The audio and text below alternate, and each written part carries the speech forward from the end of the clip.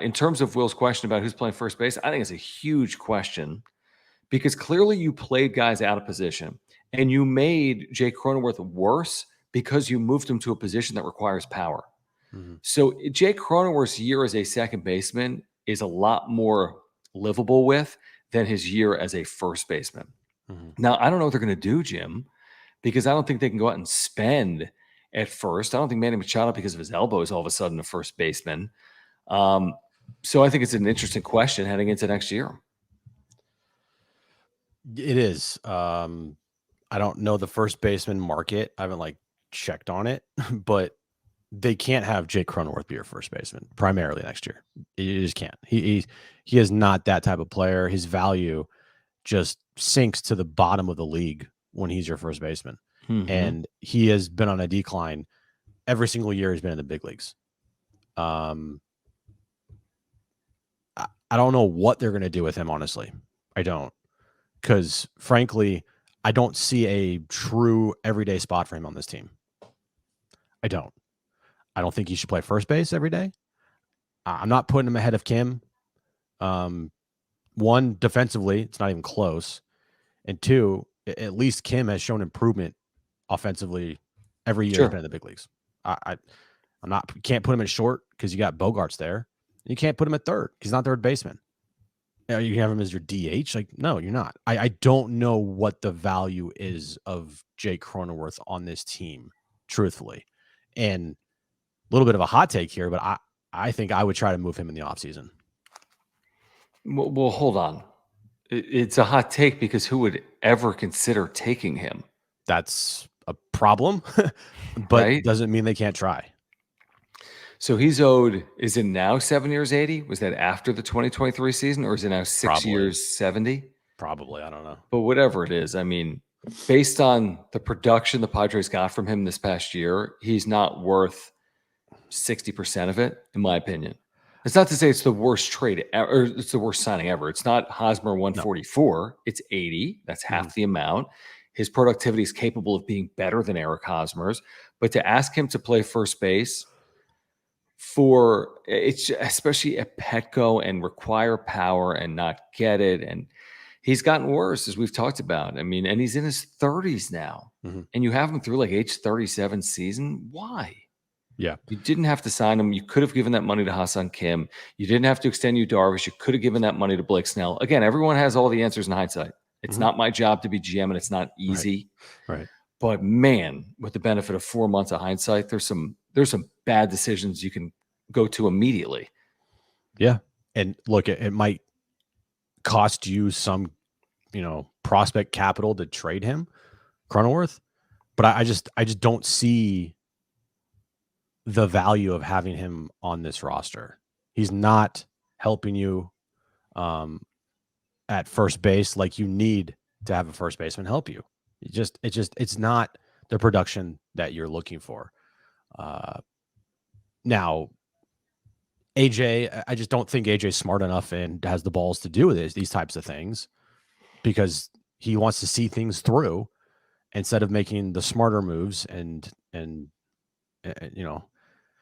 but Jake Cronenworth, Trent Grisham, those two guys to me should not be on this roster next year. They're not it's not worth it. They're not players that I feel like are worth having on your roster. I think that you can get upgrades easily at those two positions over those two players.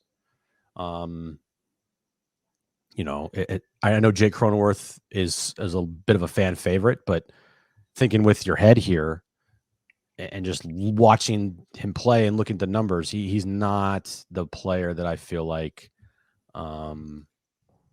gives you the value that you're looking for at that position. I mean, what do you do? This year, he's a one-WAR player. I know he was hurt by the end of the year. He's a one-WAR player that is your starting first baseman, which, again, is probably better than Eric Hosmer. He had a 689 OPS. And, oh, by the way, last year he had a 722. So who is he? Is he that player, or is he the 831 60-game season guy we saw in 2020? No. And unfortunately, it's more likely he's the 720 OPS guy than the 820 OPS guy moving forward. And you would take somewhere in the middle. you take the 770 guy, but off this year, I don't know if we can guarantee that ending the year on injury as well. Yeah, he's getting older. Jake Cronenworth says he's done some nice things here in San Diego, but it's just the value of him. And I said it's the same thing with Eric Hosmer. Like, you weren't getting the value that you needed to get from a first baseman. And it made it even worse because he was getting paid a shit ton of money.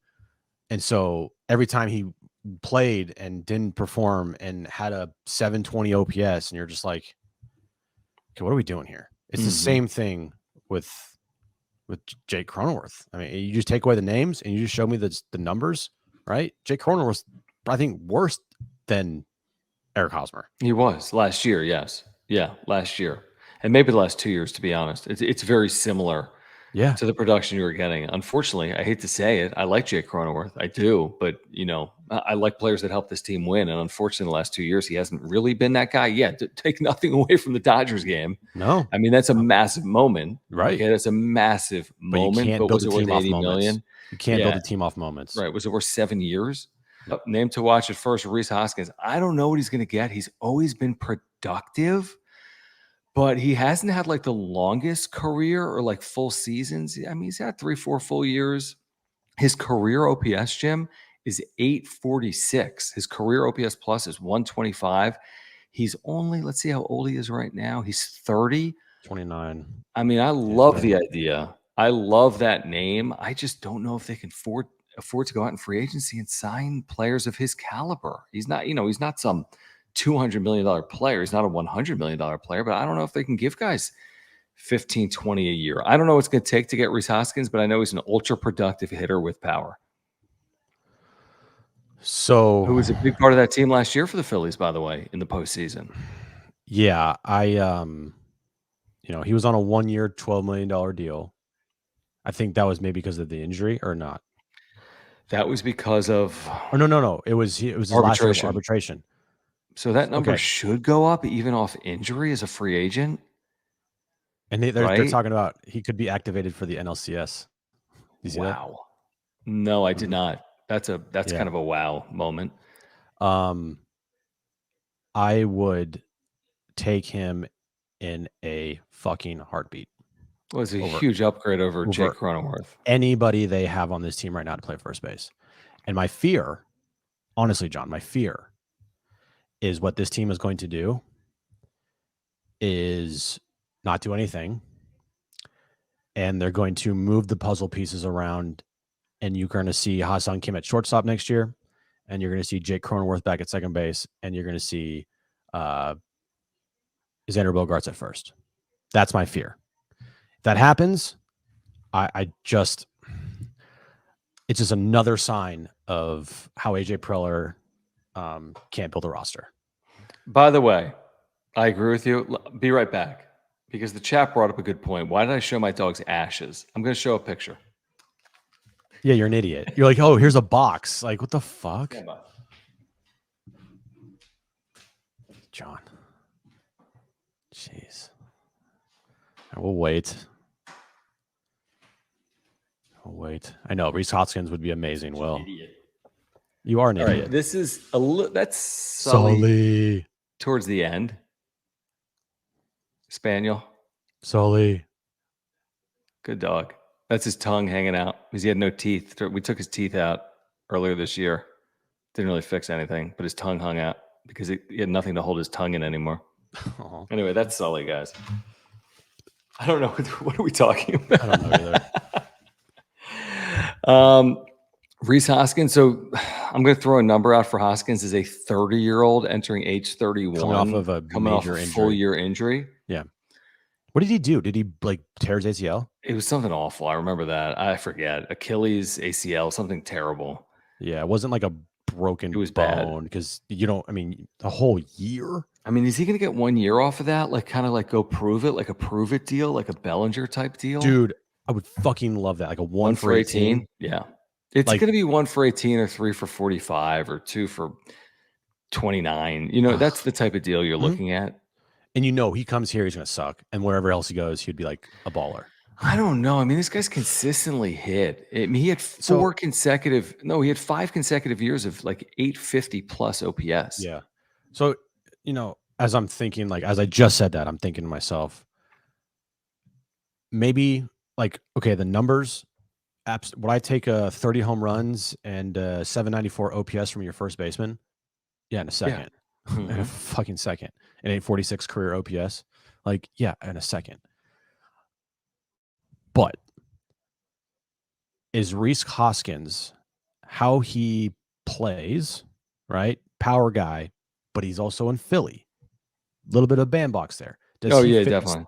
does he fit the style that would that Petco Park, would he fit that style? He's a raw power hitter. For example, you make a great point. So he's still, even with Citizens Bank Park, 125 OPS plus because he considers Mhm. ballpark factors.